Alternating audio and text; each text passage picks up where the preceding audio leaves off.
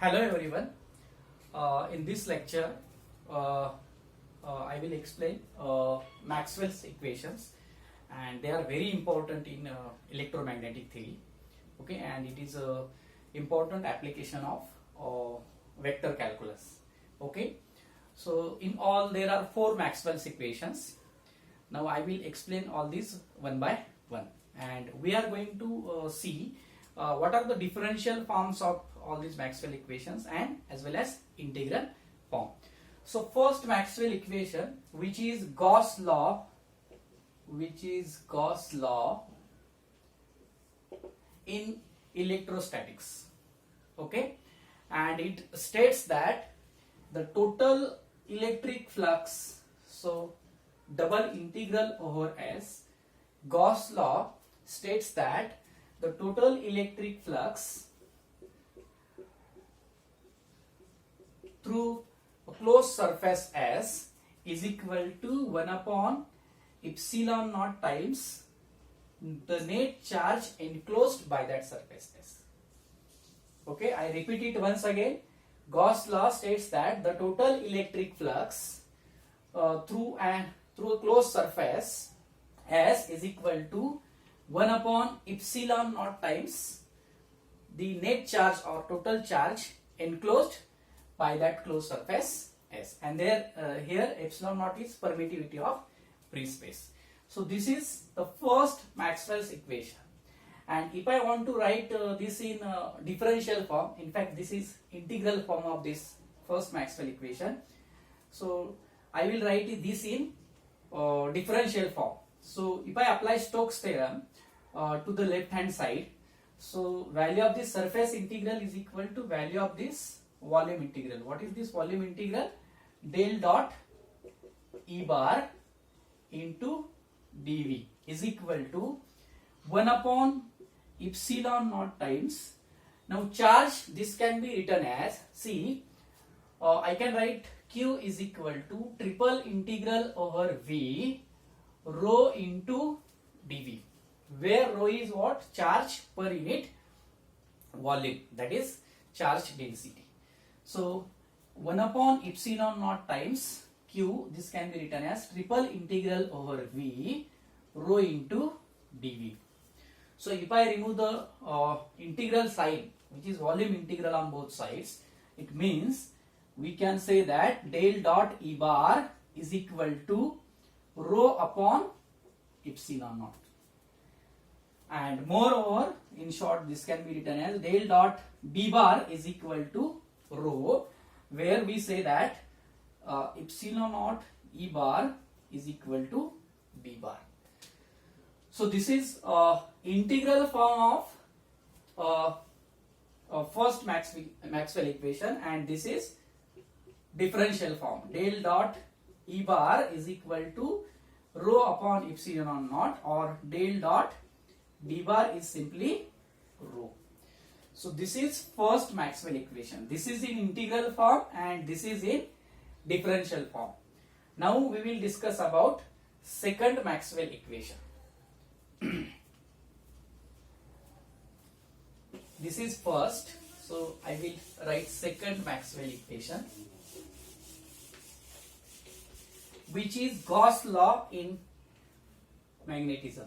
So second is also what? Gauss law in magnetism.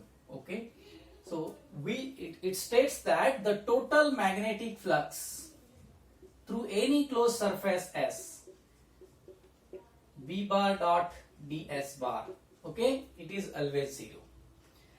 Gauss law in magnetism, it states that the total magnetic flux through any closed surface S is always 0. So it signifies that a magnetic monopole doesn't exist, because lines of force, in this case they are continuous curves. So when I consider a closed surface, so in that case number of line passing out from that closed surface is equal to number of lines enters in that closed surface. It means V bar is solenoidal vector field, and in differential form this can be written as del dot B bar is equal to 0. Okay, so this is the integral form of second Maxwell equation, and this is differential form. Del dot B bar is equal to 0. That is, magnetic monopole doesn't exist. Our B bar is solenoidal vector field. Now third law, which is Faraday's law. I write here third law, which is Faraday's law in electromagnetic induction. Faraday's law in electromagnetic induction. This is third Maxwell equation, and it gives us del cross E bar is equal to minus dabba B bar by dabba T. And in integral form, this can be written as integral over closed curve C E bar dot dl bar, okay, is equal to, or E bar dot dr bar or dr bar is equal to double integral of minus times dabba B by dabba B by dabba T dot product with ds bar. Okay, so this is integral form of Faraday's law of electromagnetic induction, and this is differential form, and it signifies that the change in magnetic flux, it produces electric field. What is the significance of Faraday's law? Change in magnetic flux is produces electric field. And last equation of Maxwell's is Ampere's law. In fact, it is modified Ampere's law. I will write here Ampere's law, which is modified, and it states that del cross B bar is equal to mu naught J bar plus mu naught epsilon naught times dabba E bar by dabba T. Okay, this is differential form of Maxwell equation, and this can be also written as del cross H bar is equal to simply J bar plus dabba D bar by dabba T. Now what does it mean here? I will define H bar is equal to B bar upon mu naught, and D bar is equal to epsilon naught times E bar. So del cross H bar is equal to J bar plus dabba D bar by dabba T, where J bar is conduction current density and D bar is displacement current density, and it signifies that current in the conductor as well as change in electric field, okay, it produces the magnetic field.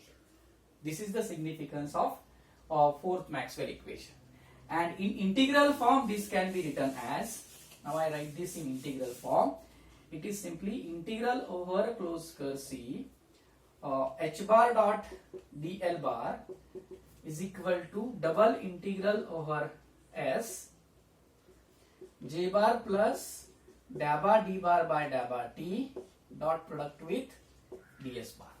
So this is integral form, and this is differential form of fourth Maxwell equation.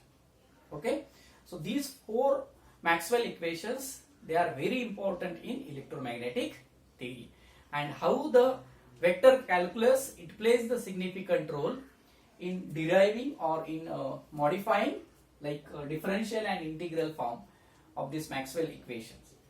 So therefore I conclude this session. Thank you for watching this.